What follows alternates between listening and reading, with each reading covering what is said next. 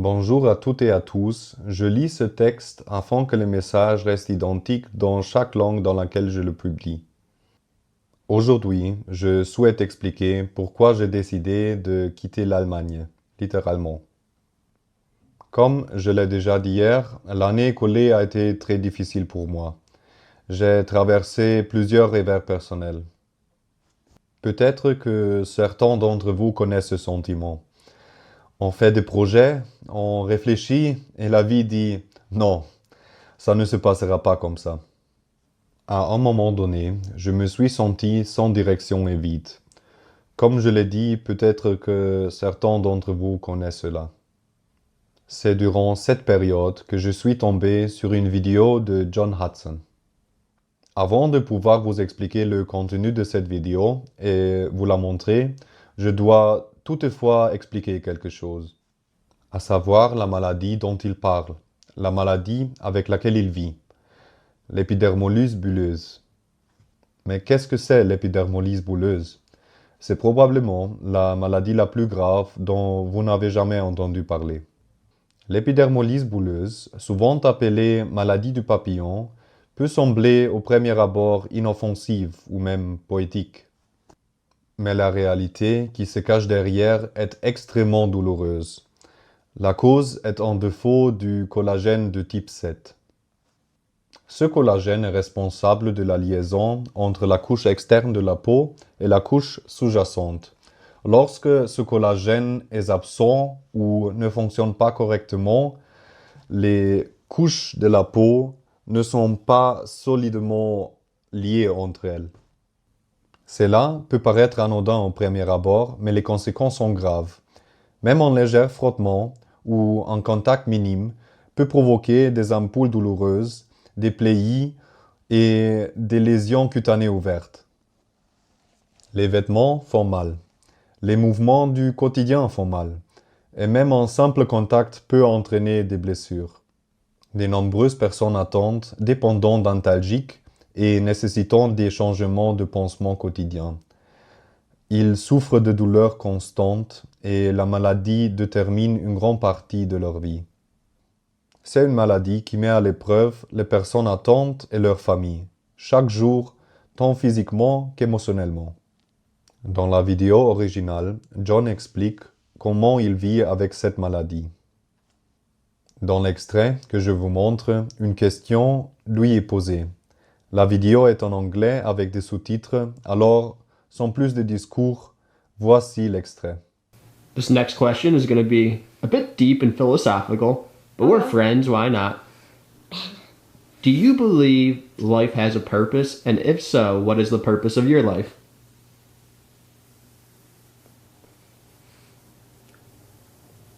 I don't know.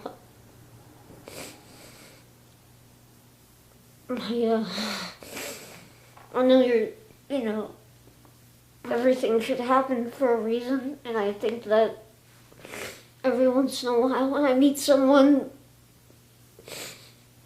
and they say that, like, I've helped them, sometimes it's, like, hard to think, like, how have I helped you, but after 16 years of, like, meeting so many people saying, like, you're an amazing person and stuff like that, and maybe I've started to believe them, and maybe I do something right. So if this is the payment of helping other people, then bring it on. Cette vidéo de John m'a inspiré. Il m'a ouvert les yeux.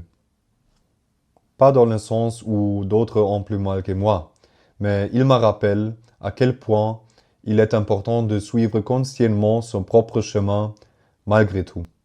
Il assume ses responsabilités et ne s'apitoie pas sur son sort. John m'a secoué et m'a sorti de ma torpeur.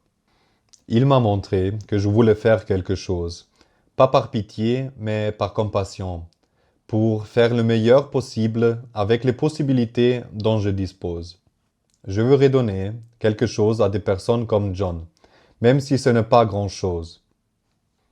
Grâce à cette vidéo, j'ai découvert l'organisation des bras, Des bras existent dans de nombreux pays à travers le monde. Les organisations travaillent ensemble, soutiennent les familles concernées, permettent de soins médicaux et financent la recherche. Leur devise commune est « Nous ne pouvons pas guérir, mais nous pouvons aider ». Et c'est exactement ce qui m'a touché. Alors, je me suis lancé un défi personnel qui visait aussi à sensibiliser le public. Parcourir à pied la distance entre Stuttgart et Amsterdam. Aucun raccourci, ni train, ni voiture, ni avion. Uniquement à pied. Je n'ai jamais fait quelque chose de semblable auparavant et je ne suis pas un randonneur.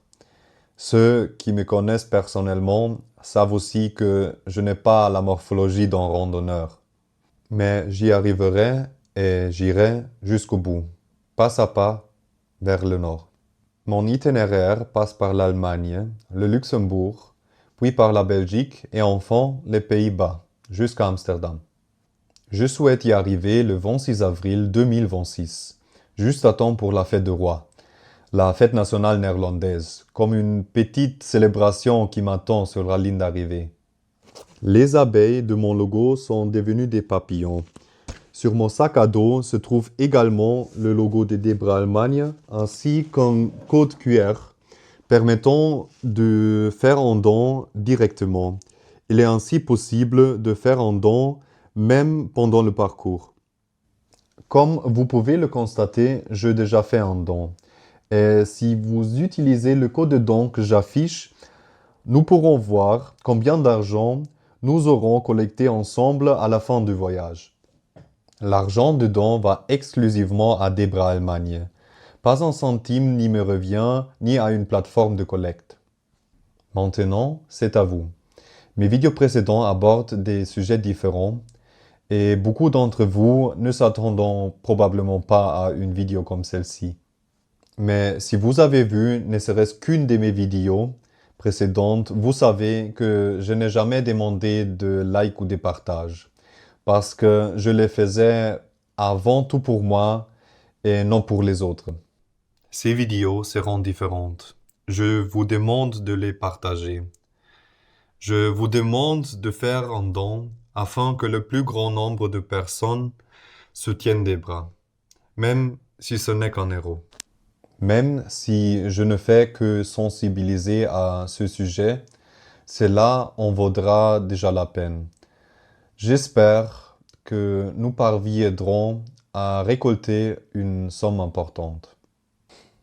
Je suis désolé, mais les mises à jour quotidiennes pendant ma marche seront principalement en allemand. Mais j'ai prévu plusieurs choses pour ce voyage, des façons de vous impliquer et j'espère que vous en ferez partie. Et lorsque vous voyez cette vidéo, je suis déjà en route vers ma première étape sur le chemin d'Amsterdam. Et peut-être, qui sait, nous nous croiserons en chemin, ou au plus tard aux Pays-Bas.